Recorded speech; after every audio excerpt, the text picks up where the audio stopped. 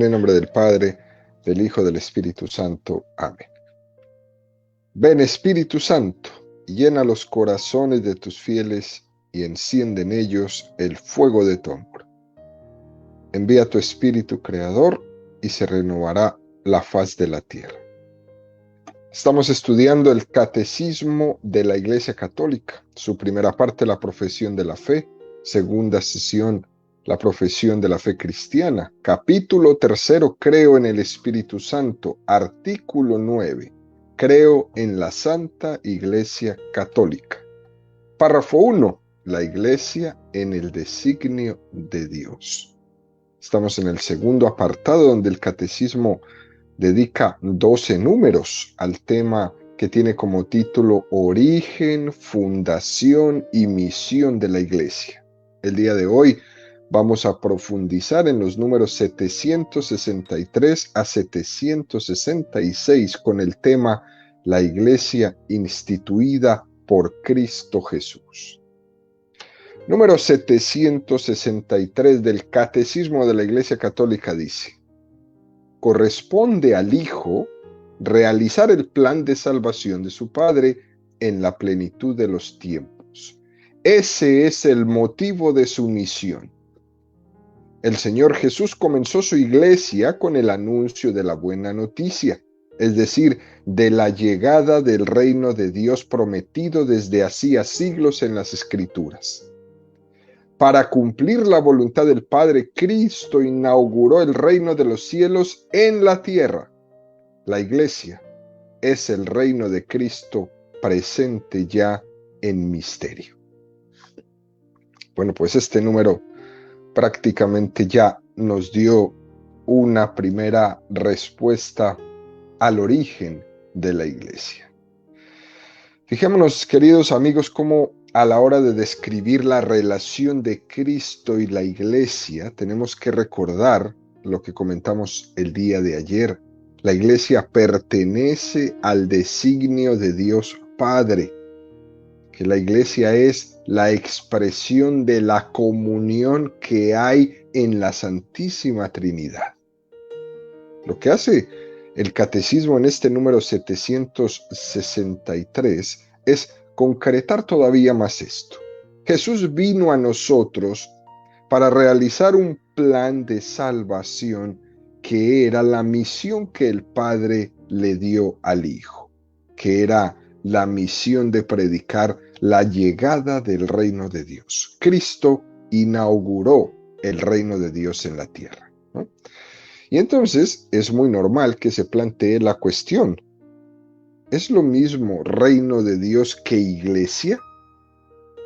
Hoy en día, con mucha frecuencia, se escuchan explicaciones que nos pueden llegar a confundir y nos pueden llevar a amar menos a la iglesia, a verla con cierta distancia, como si la iglesia fuera otra cosa distinta de lo que Jesús predicó. Y pasa mucho. Incluso por desgracia, han existido y existen teólogos, ¿no? Incluso señores sacerdotes y otros autores que están bastante alejados de la comunión con el magisterio de la iglesia, que incluso han llegado a hacer afirmaciones como las siguientes, ¿no? Cristo predicó el reino de Dios y luego vinieron otros y fundaron una iglesia, ¿no? Manifestando quizás que el reino de Dios y lo que es la iglesia fueran dos cosas distintas. Esto es común encontrárselo y escucharlo, pero nosotros tenemos que ser lo suficientemente astutos para darnos cuenta que este tipo de interpretaciones, que este tipo de sugerencias son un error. Como nos dice el Catecismo en este número 673, la Iglesia es el reino de Cristo presente ya en misterio. En cierto sentido, coincide exactamente reino de Dios con iglesia, porque el reino de Dios se extiende más allá de lo que las fronteras visibles de la iglesia marcan. El reino de Dios no está únicamente en los que están inscritos en los libros parroquiales del bautismo. Es más que eso. El reino de Dios está trabajando en el corazón de muchas personas que inculpablemente, por su parte, no han sido bautizadas, porque inculpablemente no han conocido a Jesucristo, porque inculpablemente no han conocido el tesoro de la Iglesia Católica. Lo que ocurre es que la Iglesia no es solo esa estructura visible que vemos, a la cual todos critican, todos golpean, todos ejecutan, todos persiguen. La Iglesia es más que esa estructura visible. La Iglesia es el cuerpo visible de Cristo. Y en ese sentido, queridos amigos, sí que coincide con que la Iglesia es el reino de Dios. Nosotros, cada uno de nosotros, somos el cuerpo visible de Cristo. Mis manos son sus manos, mi boca, mis pies. Cristo predicó el reino de los cielos y al mismo tiempo estaba predicando la Iglesia, porque no son dos cosas distintas. Acordémonos que cuando Jesús comenzó a predicar, dijo: el reino de Dios ha llegado a vosotros, convertíos y creed en la buena nueva. La llegada de Cristo coincide con la inauguración del reino de Dios entre nosotros. Y como vemos en los siguientes números que nos estará explicando esta catequesis, de Cristo nace la Iglesia. Hay un texto muy hermoso que cita esto en la Constitución Dogmática Lumen Gentium del Concilio Vaticano II, en el número 3, que dice: vino pues el Hijo enviado por el Padre, que nos eligió en él antes de la creación del mundo y nos predestinó a la adopción de hijos. Cristo, en cumplimiento de la voluntad del Padre, inauguró en la tierra el reino de los cielos, nos reveló su misterio y efectuó la redención con su obediencia. Cosa más bella. La Iglesia o reino de Cristo, como si fueran sinónimos, presente en el misterio, crece visiblemente en el mundo por el poder de Dios. Esto es muy importante. Comienzo, expansión, manifestación de todo lo nuevo que es Jesucristo.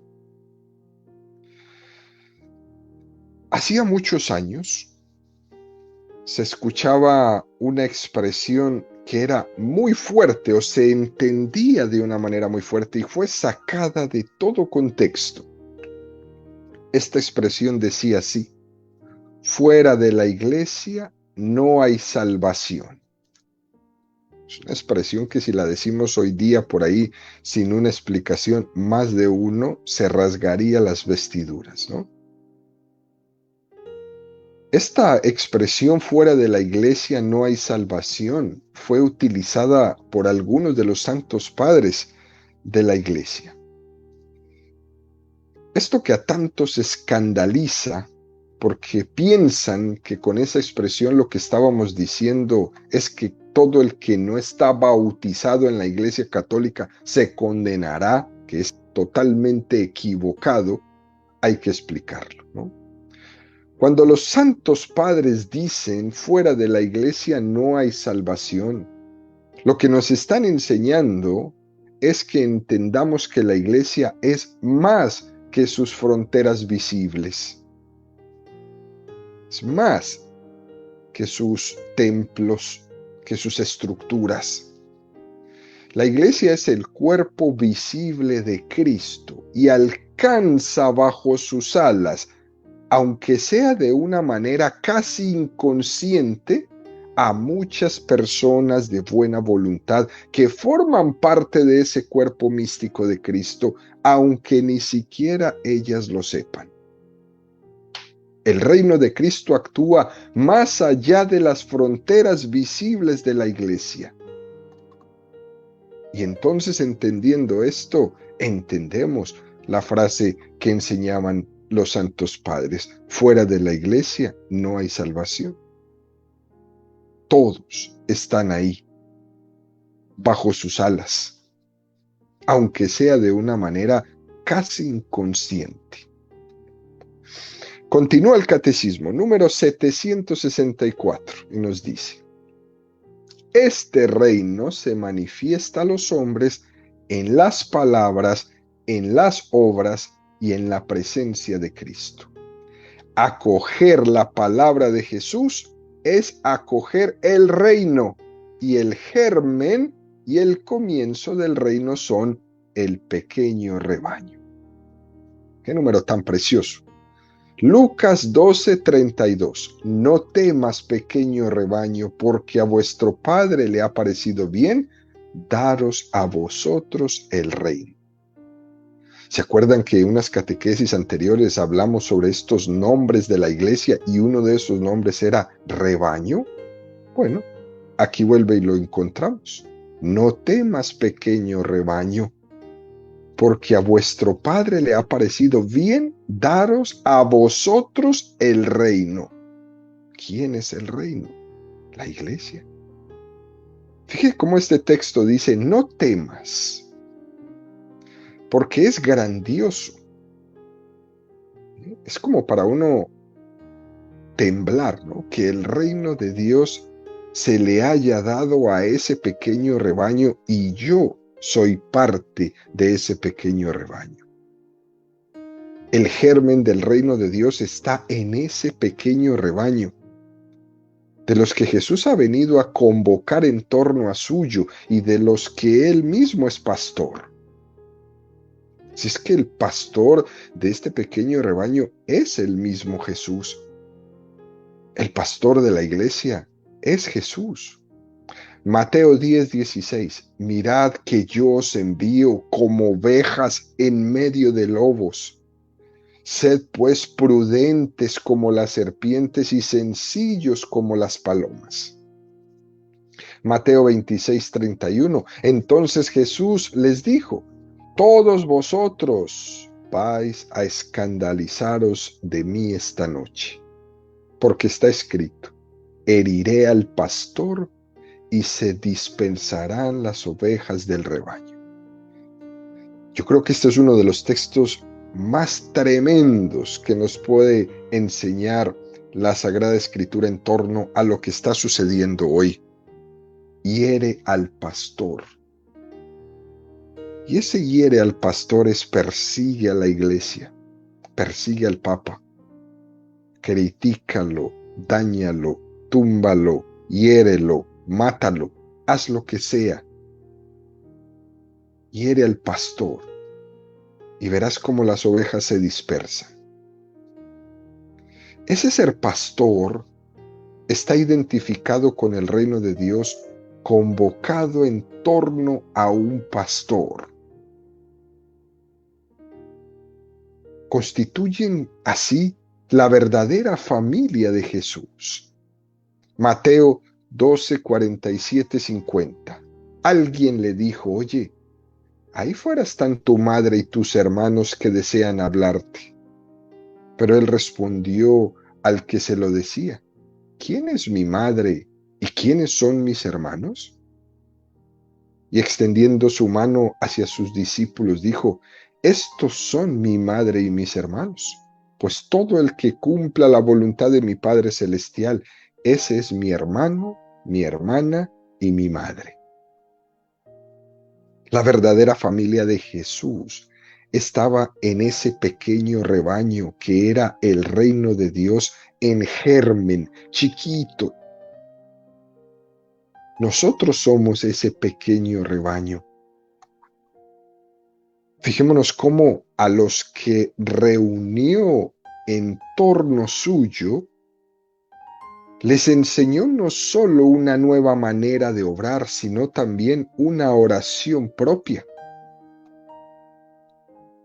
Lo que nos viene a decir este número 764 del Catecismo es que Jesús tomó como tarea suya la de convocar ese pequeño rebaño del reino de Dios. Dicen algunos por ahí, ¿por qué bautizan los niños sin que ellos hayan escogido? Mentiroso. Eso está mal cuestionado. Porque es que no es que Él haya escogido, es que Dios lo escogió primero. ¿No ve que esa fue la tarea de Jesús? Él convocó ese pequeño rebaño del reino de Dios. Antes de que yo elija a Dios, Él me eligió primero. Y eso es lo más hermoso.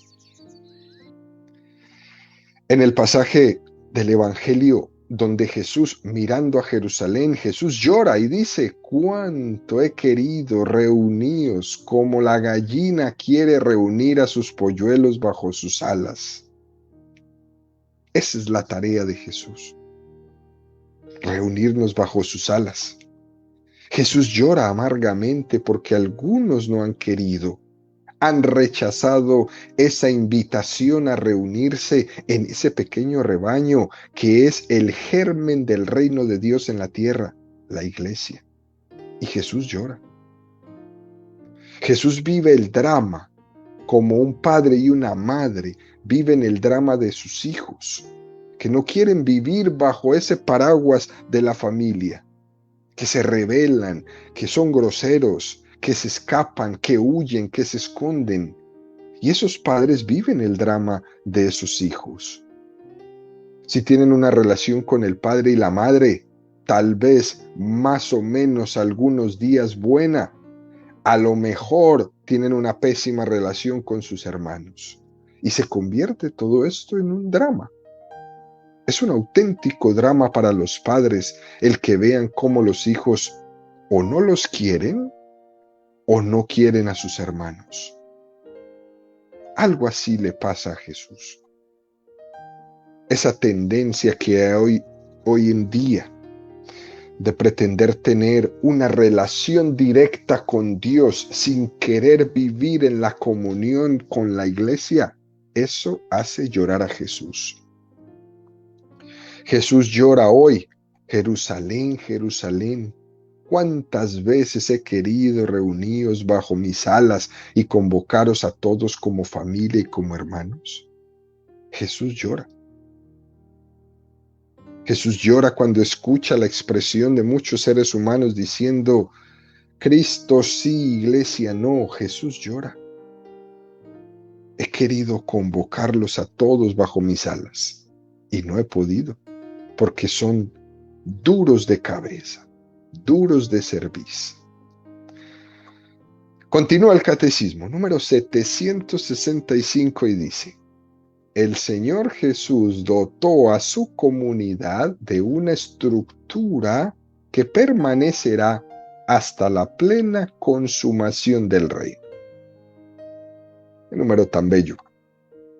A partir de aquí, comienza a describir el catecismo cómo esa estructura con que Jesús dotó a la iglesia funciona.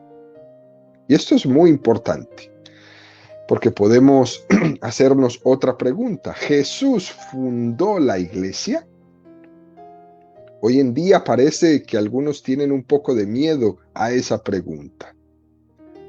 Pero vamos a esclarecerla, queridos amigos. Si por fundar entendemos lo que hoy entendemos, llamar a un notario, a un abogado, levantar un acta de fundación donde se constituye lo que sea que queramos fundar o construir, está claro que en ese sentido tan formal, Jesús no fundó la iglesia. Pero lo que ocurre es que en ese tiempo no se hacían las cosas así.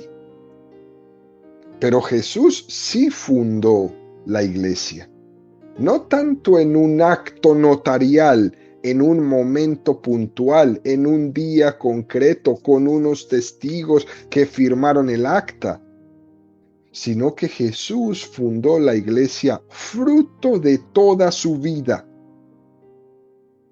De hecho, no existe una celebración del día de la fundación de la iglesia. No hay un momento puntual. La iglesia es la continuidad de la vida de Jesucristo. Es mucho más que un momento puntual, aunque en algunos casos se dice la iglesia nació el día de Pentecostés. Suena muy lindo, muy respetuoso, también se entiende el sentido, pero no fue el día de Pentecostés porque antes no existía. También podríamos decir que nació en la encarnación del Hijo de Dios. También podríamos decir que nació en la gruta de Belén en el día del nacimiento de Jesús. También podríamos decir que fue el día de la asunción al cielo de Jesucristo. Todos los eventos de la vida de Jesús.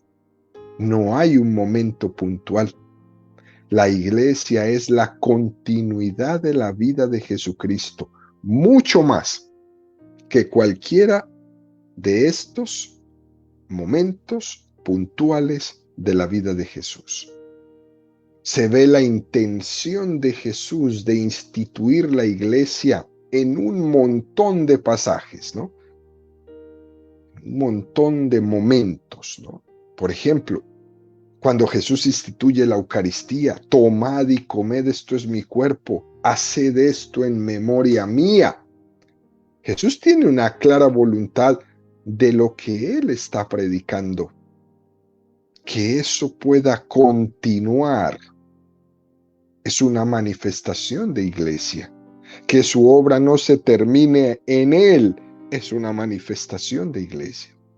O cuando les dice, id por el mundo predicando el evangelio, id y bautizad, id y perdonar los pecados. No cabe decir que haya sido una invención posterior de algunos, que alguien durante estos 2000 años se inventó y lo añadió en los evangelios. No. El texto de la institución de la Eucaristía, tomad y comed, esto es mi cuerpo, todos los escrituristas, los expertos, coinciden en que es uno de los textos que se ha transmitido con mayor fidelidad a las palabras de Cristo.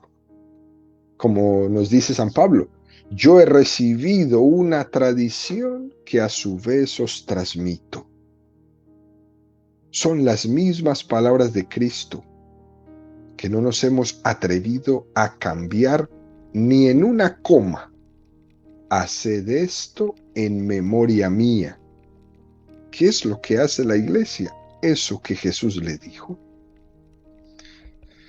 Fijémonos cómo continúa este número diciendo, ante todo esta elección de los 12, con Pedro como su cabeza. Marcos 3, 14, 16. Instituyó 12 para que estuvieran con él y para enviarlos a predicar con poder de expulsar los demonios. Instituyó a los 12 y puso a Simón el nombre de Pedro.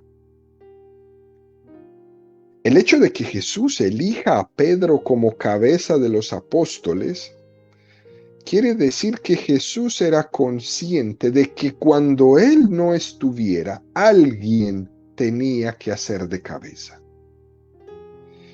Ellos van a representar a las 12 tribus de Israel.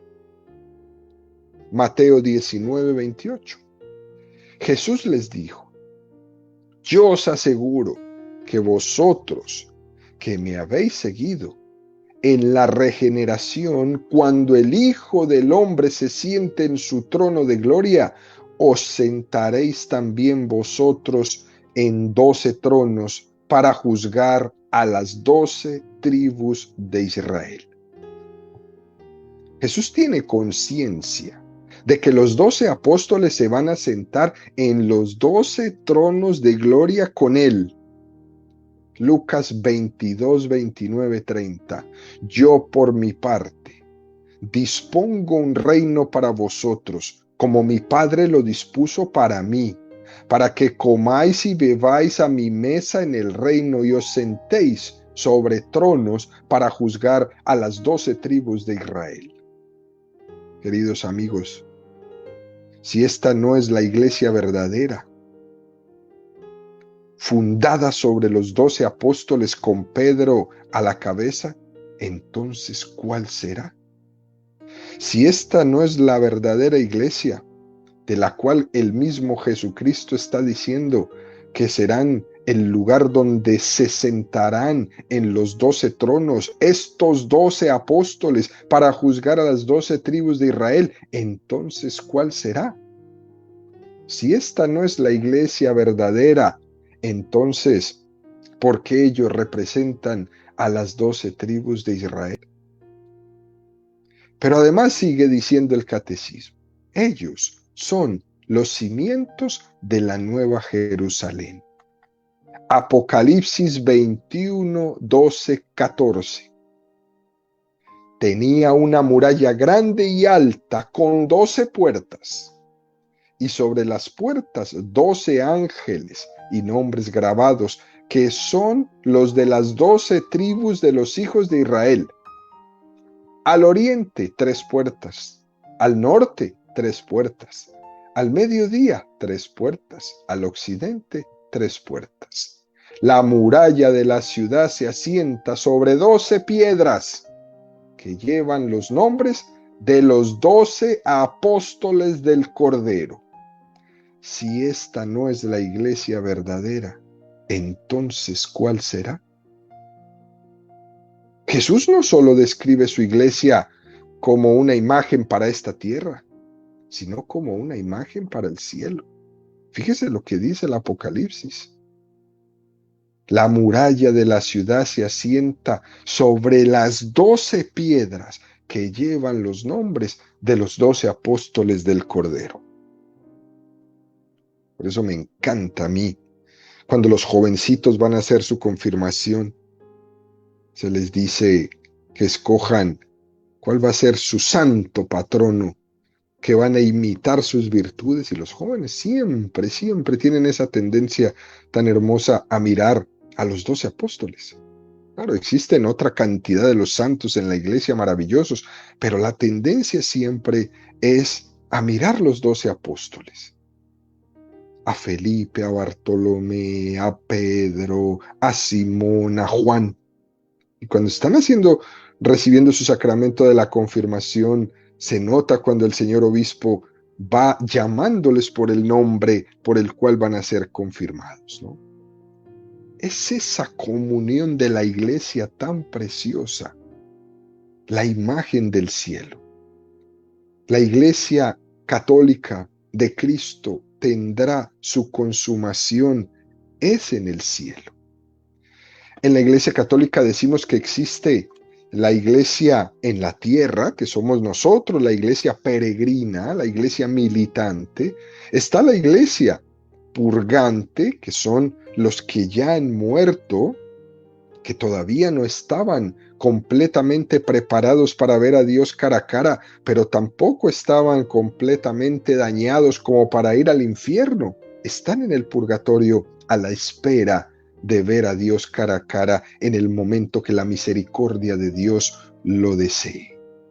Y está la otra iglesia, que es la iglesia triunfante, la iglesia del cielo, donde están los santos.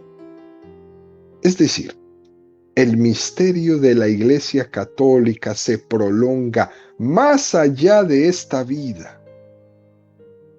Por eso, fuera de la iglesia no hay salvación, porque es que ella lo es todo.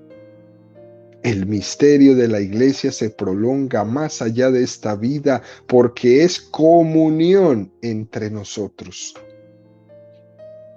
Esta era la conciencia que tenía aquel pequeño grupo de 12 apóstoles que tenía Jesús en torno a él. Esto nos tiene que llenar a nosotros de una seguridad y de una alegría en nuestra fe tremenda.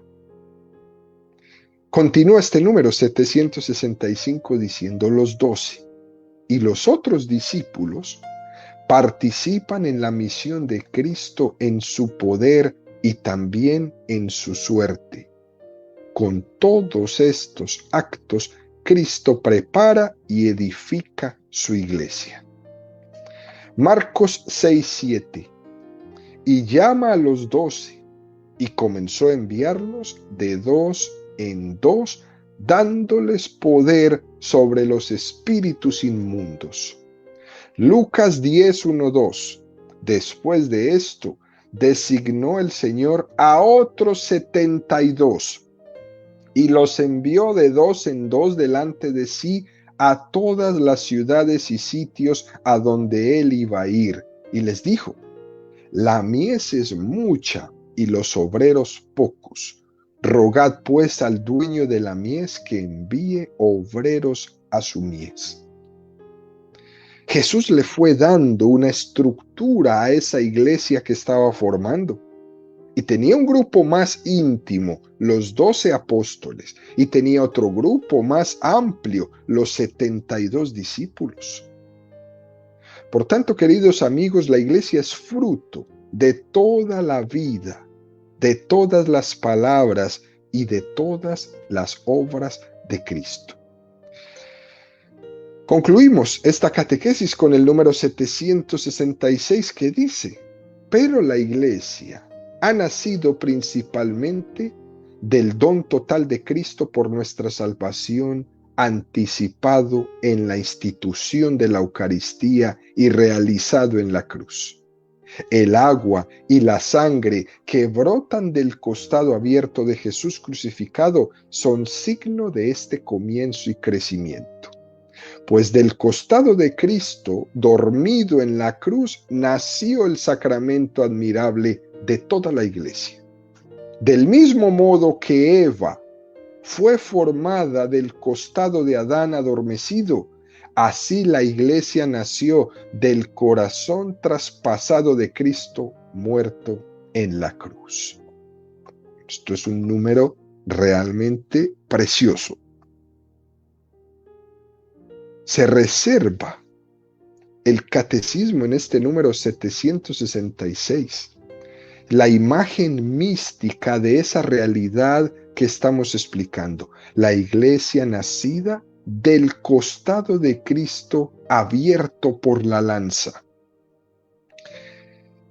Vuelvo y citamos la Constitución dogmática Lumen Gentium del Concilio Vaticano II en el número 3, que nos dice: el agua y la sangre que brotan del costado abiertos de Jesús crucificado son signo de este comienzo y crecimiento. Este signo del costado abierto de Jesús quiso hacer, porque parece que en el momento de que alguien está a punto de fallecer, parece que en ese momento está dejando su testamento. Jesucristo, en el momento de su muerte en la cruz, quiere visualizar en la forma de morir que Él está dejando sus últimas voluntades, su testamento. Y entre lo más precioso que nos deja Jesús en su testamento es, primero, a su madre. Ahí tienes a tu madre, cuídala. Es el legado más precioso que nos dejó Jesucristo en la cruz, a su madre, cuídala. Segundo, a su iglesia. La Virgen también es imagen de su iglesia. De su costado brota la iglesia, prolongación de Jesús, que se entiende más allá del cuerpo físico de Jesús. Y tercero, nos dejó su espíritu. En tus manos encomiendo mi espíritu. El testamento de Jesús en el momento de su muerte fue su madre, su iglesia, su Espíritu Santo. Son tres realidades verdaderamente unidas y nosotros no nos atrevemos a separar lo que Jesús nos dio unido. Por eso no se entiende iglesia sin María. Por eso no se entiende a María sin la iglesia. Por eso no se entiende a María sin la iglesia y sin el Espíritu Santo. Y por eso no se entiende el Espíritu Santo sin María y sin la iglesia. No se entiende. Vienen unidas, están en el mismo testamento que Jesús nos dejó. Y en este número hay un paso mucho más fuerte que va a profundizar el catecismo y que ha sido tomado de una imagen de San Ambrosio. Fíjense lo que decía San Ambrosio. Del mismo modo que Eva fue formada del costado de Adán adormecido, así la iglesia nació del corazón traspasado de Cristo, muerto en la cruz. Los santos padres, especialmente San Ambrosio, vieron en esa imagen del Génesis, cuando Dios formó a Eva de la costilla de Adán, como imagen de ese costado de Cristo de donde brota la iglesia. De la misma forma que Eva era la mujer de Adán, así también la iglesia es la esposa de Cristo, porque salió de su costado. En el Génesis, Yahvé hizo que Adán cayera en un profundo sueño. Y es entonces cuando Yahvé extrajo la costilla de Adán y formó a Eva. De la misma manera, Cristo también estaba como dormido en la cruz. También cuando Adán vio a Eva, dijo: esta sí que es carne de mi carne y sangre de mi sangre. De la misma forma, Jesús puede decir de la iglesia: esta sí que es carne de mi carne y sangre de mi sangre. Jesús ha querido entablar un diálogo de amor con la iglesia, porque el esposo puede amar a su esposa y además es su vocación originaria, y la vocación de la esposa es dejarse amar por su esposo, cuidar de las cosas de su esposo, de la misma manera que la iglesia intenta conservar el depósito de la fe que el mismo Cristo, su esposo, le ha entregado en sus manos de barro.